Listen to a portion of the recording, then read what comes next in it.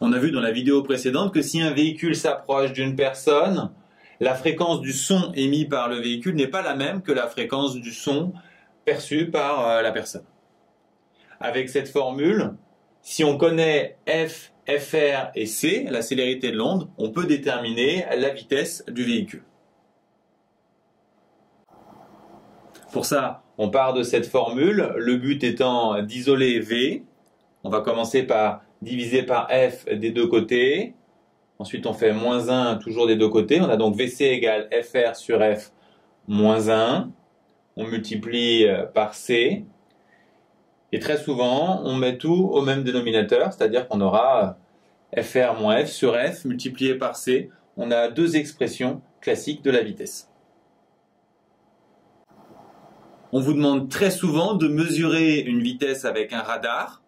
Bon, dans ce cas, la voiture a priori ne sera pas de police, mais les différences intéressantes ne sont pas là. Il y en a deux. La première, c'est que l'onde est cette fois émise par le radar et ce sera une onde électromagnétique. Et deuxième différence essentielle, il y aura effet Doppler à l'aller et effet Doppler au retour. Si on note F, la fréquence émise par le radar, et F', la fréquence reçue par le véhicule, en appliquant cette formule, on trouve cette expression. Pour le retour, cette fois, F' est la fréquence émise et FR est la fréquence reçue. Et à nouveau, en appliquant cette expression, avec ces notations, on trouve cette expression. Si dans cette formule, on remplace F' par son expression, on obtient finalement F facteur de 1 plus V sur C au carré.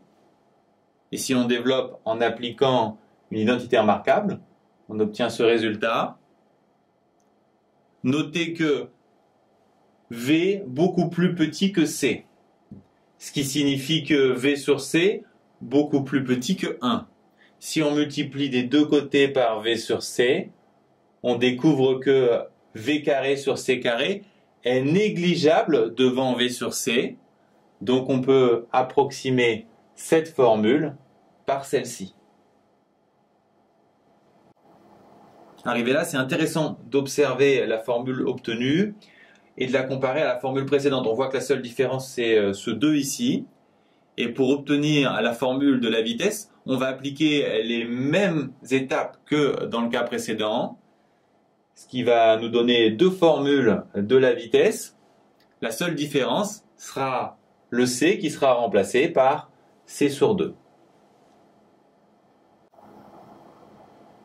Que retenir sur l'effet Doppler? Tout d'abord que si l'émetteur d'un son se rapproche de vous, ce son va vous paraître plus aigu, ce qui est traduit par cette formule. Quand l'émetteur se rapproche, la fréquence semble plus aiguë. Notez qu'elle est uniquement valable si la vitesse est inférieure à la célérité de l'onde. À partir de là, toutes les formules tombent en cascade.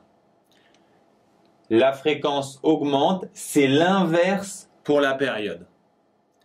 Et il est important de se souvenir que longueur d'onde et période étant proportionnelles, ce qui est vrai pour la période est vrai pour la longueur d'onde.